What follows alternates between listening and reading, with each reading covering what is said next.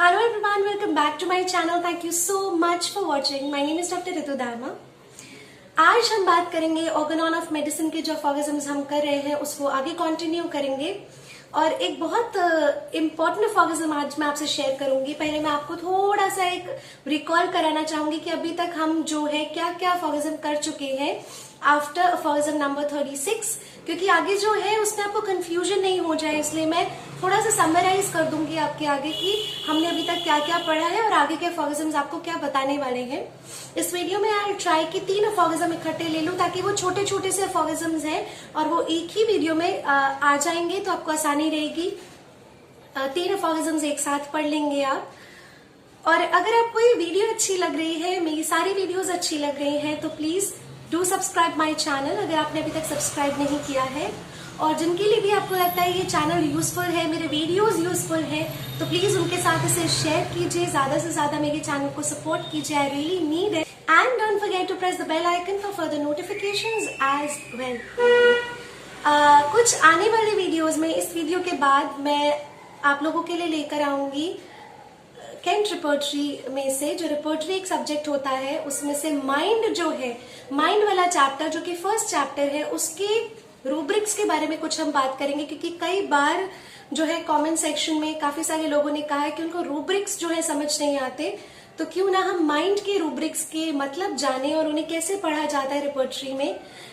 Basically हमने 36 aphorism से start किया था पॉसिबिलिटीज कि जो 2 डिसिमिलर डिजीज जब बॉडी में आकर मिलते हैं तो क्या होता है।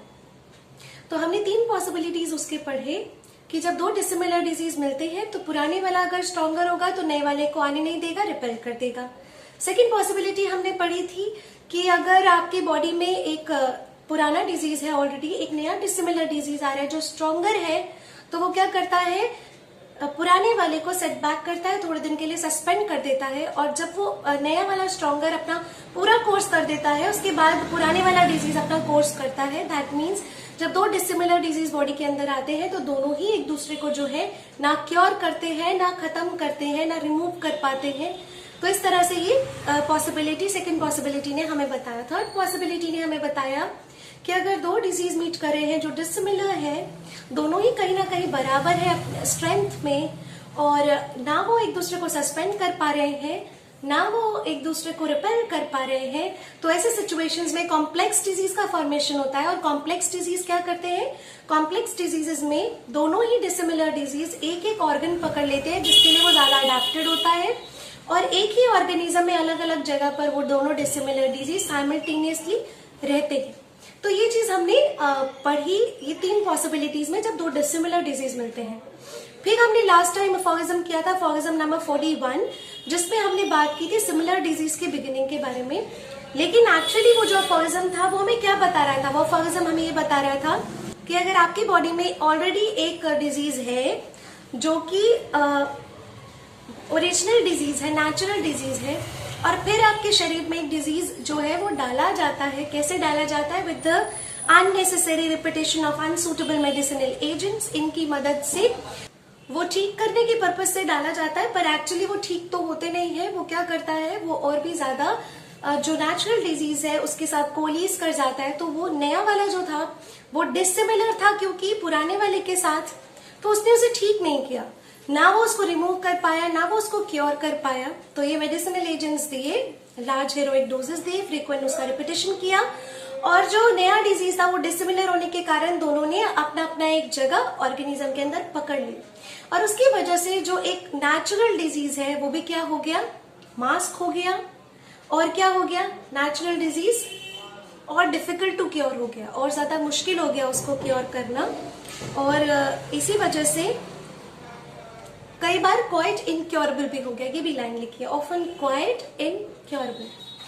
अब हम बात करते हैं aphorism नंबर 42 के बारे में। Now I am like really satisfied कि अभी आपको बहुत अच्छे से सब चीज अच्छे से समझ आ गई होगी। 42nd aphorism में हमें क्या बताया जा रहा है कि जब 2 डिसिमिलर डिजीज है, बेसिकली वो यही कह रहे हैं कि दोनों ना एक दूसरे को क्योर कर पाते हैं, ना उनको ठीक कर पाते हैं, चाहे वो 2 डिजीज हो चाहे वो 3 डिजीज हो, नेचुरल डिसिमिलर डिजीज हो। Nature herself permit as has been stated in some cases the simultaneous occurrence of two, nature खुद ही परमिशन देता है, अलाउ करता है, जैसे कि कई केसेस में स्टेटेड है, कई केसेस में बताया गया है, simultaneous occurrence of two, indeed of three, कई बार एक साथ occurrence होती है, दो की भी, तीन की भी, natural disease in one and the same body. तो नेचुरल डिजीज दो या तीन एक ही सेम बॉडी में एक साथ होते हैं। This complication however it must B remarked happens only in the case of to dissimilar diseases. दो डिसिमिलर डिजीजेस के केसेस में ही ऐसा हो सकता है।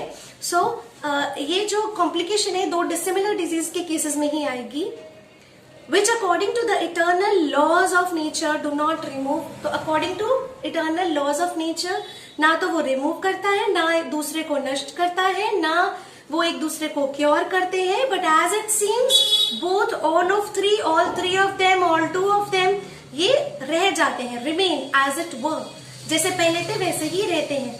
Separate in the organism, separate मतलब अलग अलग जगह ले लेते हैं ऑर्गेनिज्म के अंदर, and each take possession of the part and systems peculiarly appropriate to it। और सभी लोग अपनी बीमारियां जो है कौन कौन सा पार्ट ले लेती हैं, जो उनके लिए peculiarly appropriate होगा वो स्थान को वो बीमारी पकड़ लेगी। On account of the want of resemblance of maladies to each other, और क्योंकि on account of resemblance to the maladies of each other, एक दूसरे के साथ रिजेंबल करने की वजह से थोड़ा बहुत can very well happen without disparagement of the unity of life. तो बहुत आसानी से जो है यूनिटी ऑफ लाइफ को डिस्पैरेजमेंट करती है। दैट मीन्स डिस्पैरेजमेंट मतलब होता है कि एक तरीका जिससे को आपको कोई चीज पसंद नहीं आ रही है या आप किसी चीज को फॉलो नहीं करते हो, उसको आप बता रहे हो, उसको आप जाहिर कर रहे हो। तो disparagement of the unity of life मतलब यूनिटी ऑफ लाइफ जो है, वाइटल फोर्स जो है और जो हेल्दी हमारा सिस्टम है, वाइटल ऑर्गेनिज्म जो है हम, वो अपने आप को इस तरह से बता पा रही है। 43rd aphorism क्या कहता है? Totally different. अब यहाँ होम्योपैथी की बात आती है। Totally different however is the result when two similar diseases meet together in the organism. बिल्कुल डिफरेंट आउटकम्स होते हैं, रिजल्ट होता है जब दो सिमिलर डिजीज एक इंडिविजुअल के अंदर मिलते हैं। That is to say when to the disease already present a stronger similar one is added. जब एक डिजीज ऑलरेडी प्रेजेंट है, एक स्ट्रॉन्गर सिमिलर डिजीज जो है दे दिया जाता है। स्ट्रॉन्गर सिमिलर डिजीज किसमें देते हैं? होम्योपैथी में देते हैं। In such cases, we see how a cure can be affected by the operations of nature, and we see a lesson as to how man ought to cure. So what does it say? ऐसे cases में हम देखते हैं कि किस तरह से cure होता है। क्योर अपने आप को अफेक्ट कराता है by the law of nature, और उसमें क्या मदद करती है? वाइटल फोर्स और नेचर आपकी मदद करती है। और किस तरह से पेशेंट क्योर हो रहा है, इस तरह के केसेस में देखा जाता है जहां एक स्ट्रॉन्गर सिमिलर डिजीज ऐड की जाती है शरीर के अंदर। 44 अफोरिज्म क्या कह रहा है? Two diseases similar to each other. दो डिजीजेस है, एक दूसरे से बिल्कुल मिलती है, सिमिलर है। फिर अब क्या कह रहे हैं? कैन नीदर, ना तो, as is assertive of dissimilar disease in one. One मतलब पहली पॉसिबिलिटीज में जैसा लिखा है, ना वो एक दूसरे को रिपेल करेगी, ना वो एक दूसरे को सस्पेंड करेगी, जैसे कि सेकंड पॉसिबिलिटी में लिखा है। So that the old one shall return after the new one has run its course. Second possibility में क्या होता है कि पुरानी वाली वापस आ जाती है जब नई वाली जो स्ट्रॉन्गर बीमारी है उसने अपना कोर्स पूरा कर लिया हो, है ना। तो ना तो ऐसा होता है सेकंड पॉसिबिलिटी की तरह जब दो सिमिलर डिजीज शरीर के अंदर मिलती है तो क्या होता है? And just as little can two similar diseases exist beside each other in the same organism। और क्या होता है? लिटिल पॉसिबिलिटी कि एक दूसरे के होने के बाद भी वो शरीर में रहती है। तो थर्ड पॉसिबिलिटी जो है कि वो शरीर में रहती है दो डिसिमिलर डिजीज एक साथ। तो third, just as little can two similar disease, दो सिमिलर डिजीज शरीर के अंदर एक साथ रह सकती है, together form a double complex disease. तो हमने देखा था जब डिसिमिलर डिजीजेस बॉडी के अंदर रह रही हैं तो अकॉर्डिंग टू अफोरिज्म नंबर 40 हमने देखा था कि कॉम्प्लेक्स डिजीज फॉर्मेशन होता है, अलग अलग ऑर्गेनिज्म के पार्ट्स जो है दोनों डिसिमिलर डिजीज ले लेते हैं।